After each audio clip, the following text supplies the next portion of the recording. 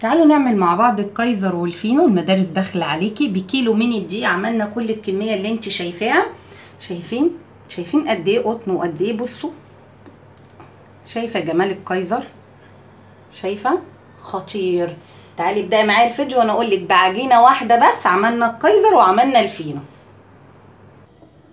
اول حاجه هتجيبي الطبق بتاعك، هتنزلي لي بكوبايتين ميه دافيه بالشكل ده،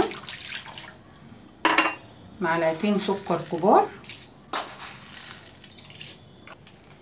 هنزل بكيس خميره فوريه اللي هو 11 جرام، هنزل بيه كله كده، هندوب الكلام ده.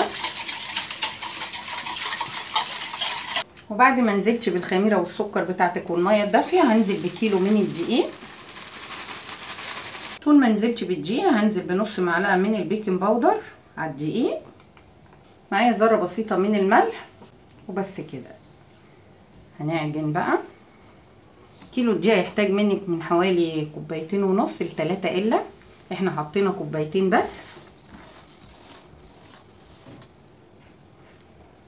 وبعد ما لمينا العجينه بالشكل اللي انت شايفاه ده، كيلو الدقيق خد مني بالظبط 3 كوبايات الا ربع. خلاص، اول ما تلميها بالشكل ده هننزل بنص كوبايه من الزيت، وهنلم العجينه كمان.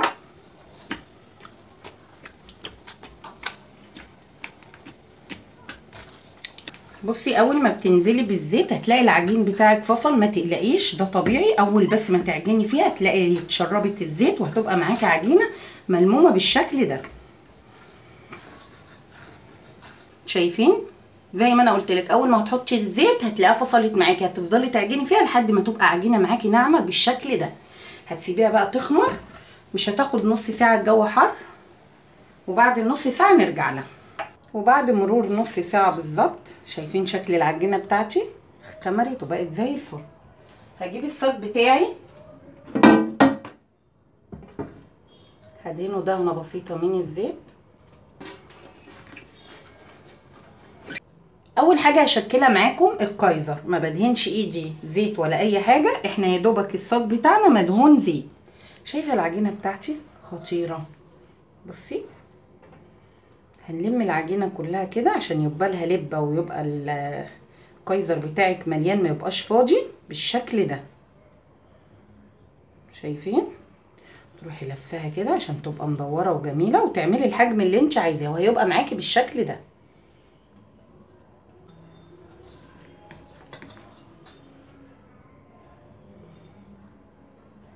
عايزه اكبر عايزه اصغر، المقاس ده بتاعك انت، بس اهم حاجه تلم العجينه كلها بالشكل اللي انت شايفاه ده. سهل جدا وبسيط ومفهوش اي حاجه. شايفه؟ هعمل معاكم واحده كمان، هسجلها شويه.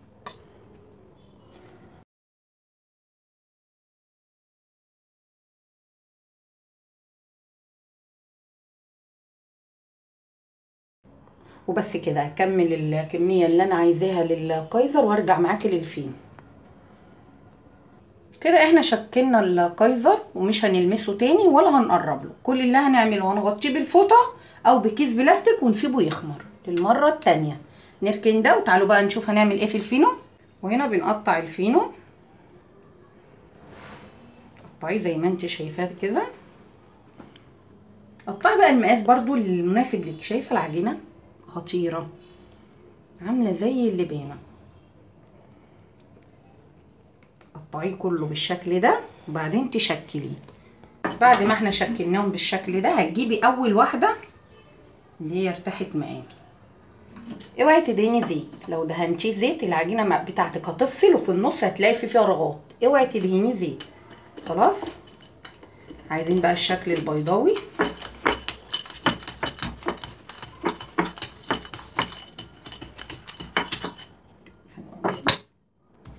بصي، بتلفيه بالشكل ده يتلف معاكي بكل سهوله، وتروحي قافلاه بالطريقه دي. والحته اللي انت قفلتيها خليها من تحت. شايفين؟ مفيش اسهل ولا ابسط من كده. الصاج بتاعي مدهون زيت، انا ممكن اعملها بايدي من غير فرد ومن غير اي حاجه، بايدك كده بتبططيها وبس كده، تروحي لفاها اهو. اهم حاجه بس تقفليها من تحت، تلفيها تاني، والحته اللي انت قفلتيها خليها من تحت.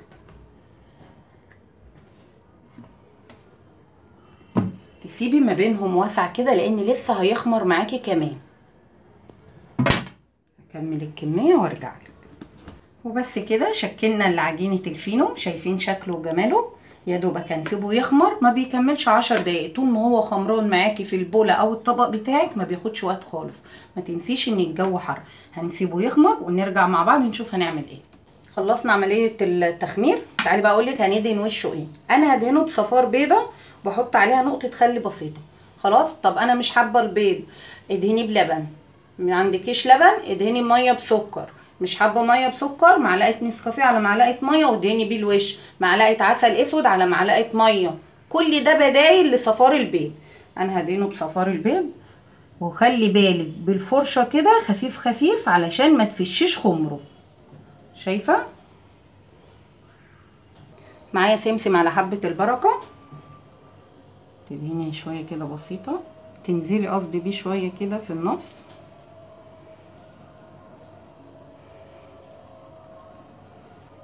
عملت 2 3 كده، تروحي بقى حاطه بقى عليه سمسم، حبه البركه. عايزه تسيبيه ساده برضو اللي يريحك. زي ما انا قلت لك مش حابه البيض، في بدايل كتيره جدا. خلصنا الفينو والكايزر. تعالوا بقى اقول لكم على مرحله السوا بتاعه. بتكوني مشغله الفرن قبليها ب10 دقايق، بتحطيه على درجه حراره 220، ولو ما عندكيش تايمر بتحطيه على اعلى حاجه عندك في الفرن. بتحطيه في الشبكه اللي في النص، بتاخد يا دوبك 10 دقايق. ولو ما ظبطتيش يا دوبك هيحمر من تحت. اول ما يحمر من تحت اطفي من تحت وولعي له شويه من فوق.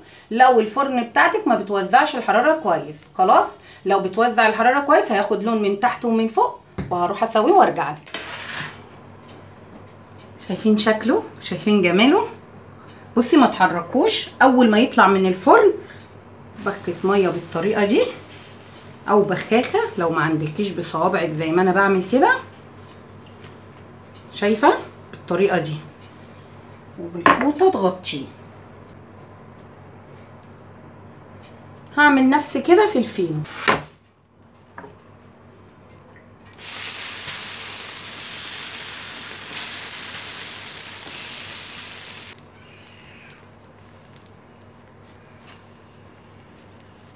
هي دي طريقتي في الفينو والكايزر. مفيش اسهل ولا ابسط من كده. بشويه دقيق عملنا الجمال والعظمه دي كلها.